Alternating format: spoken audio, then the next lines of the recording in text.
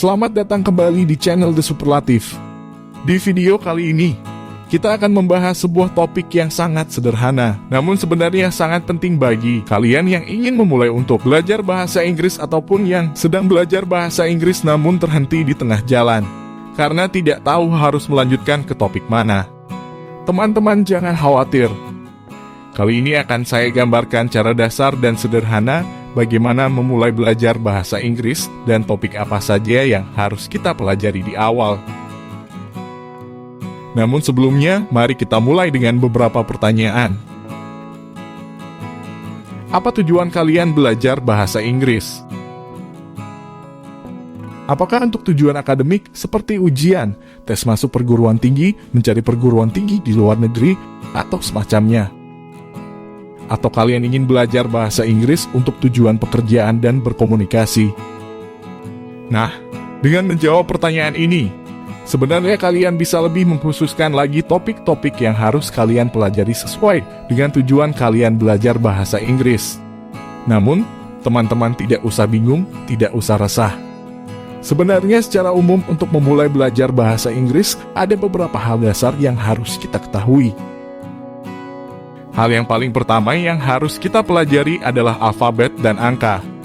Terdengar mudah, namun ini sangat penting karena alfabet dan angka adalah fondasi utama dalam belajar bahasa. Tidak hanya bahasa Inggris, tetapi juga bahasa lain. Nah, kalian bisa mulai dari pelafalan A, B, C, D dalam bahasa Inggris. Kemudian dilanjutkan dengan membagi alfabet menjadi dua kategori, yaitu konsonan dan vokal. Huruf vokal adalah huruf yang bunyinya A, I, U, E, O, sedangkan konsonan adalah bunyi huruf-huruf lain A, I, U, E, O tadi.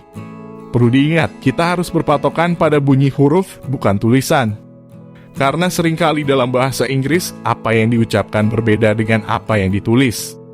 Untuk mempelajari angka ini sebenarnya lebih mudah, karena kalian hanya perlu menghafal ejaan dari masing-masing angka dan melatih pengucapannya. Oke, setelah kalian sudah mempelajari alfabet dan angka, maka kalian bisa melanjutkan untuk mempelajari kosakata.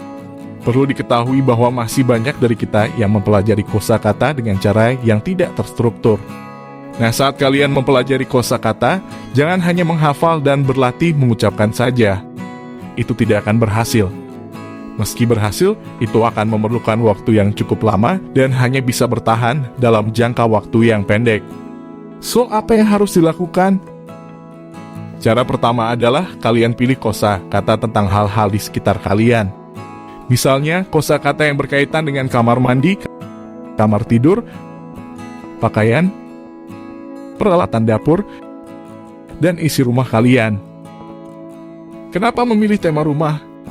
Ya, karena rumah adalah hal yang paling dekat dengan kehidupan kalian.